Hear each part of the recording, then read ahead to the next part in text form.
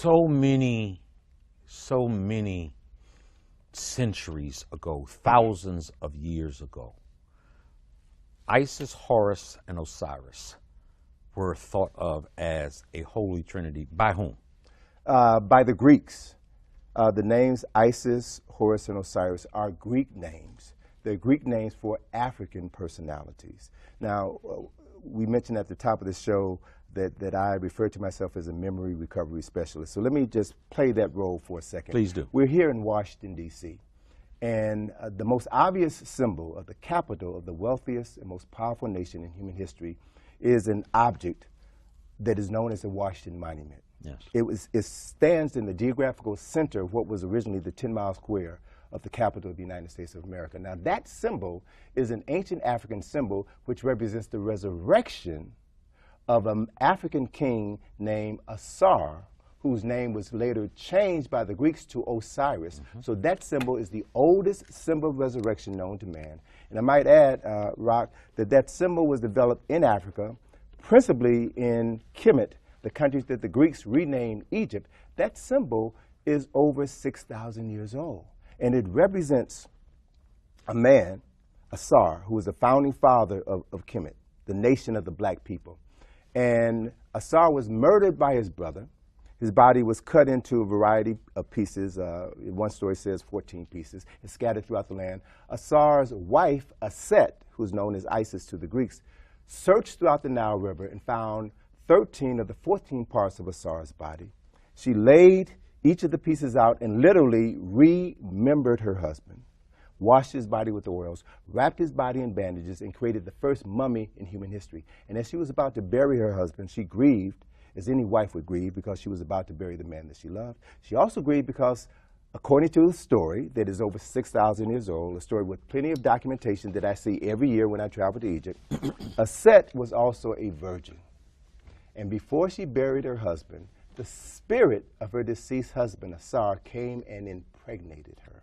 And then 9 months later, the virgin Aset gave birth to this son, Heru. Now, according to some versions of the story, Heru was born 6,000 years ago on December the 25th. So we have, within the story of the founding Paris of ancient Kemet, Asar, Set, and Heru, the fundamental story that would later be incorporated into the Bible as the story of Jesus. And there are numerous parallels that, again, any person who is questioning what I'm saying, if they were to have a conversation with any trained priest or rabbi or bishop, someone who's going to divinity school, they know this story.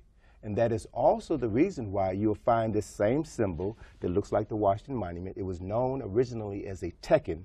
We know it better by its Greek name, obelisk. They will find a tekken in the center of St. Peter's Square.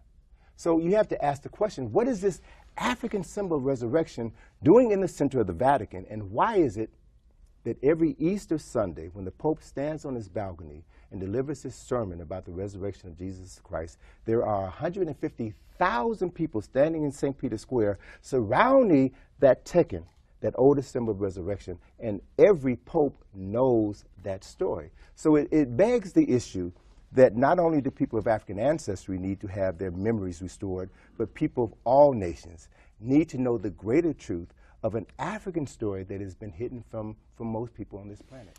You use the term myth. Yes, sir.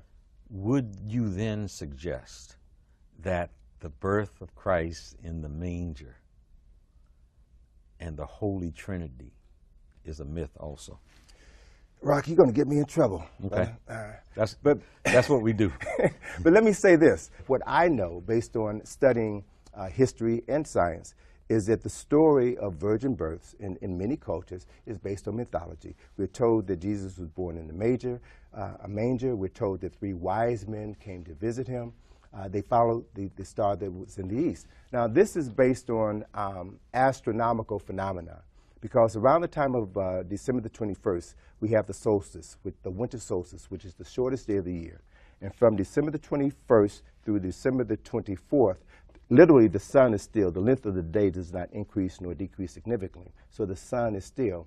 On December the 25th, that is when it was written in ancient texts that the sun, the sun, was born, because the day began to lengthen by approximately 1 minute per day.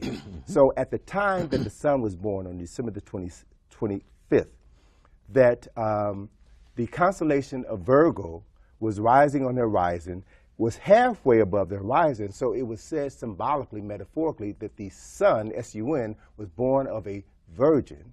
And at the same time, the stable of Aegeus was rising in the east. So it was said that the sun was born in a stable, and that there were 3 stars that are the 3 stars in the belt of Orion that point to the star Sirius. Those 3 stars were known in ancient times as the 3 wise men.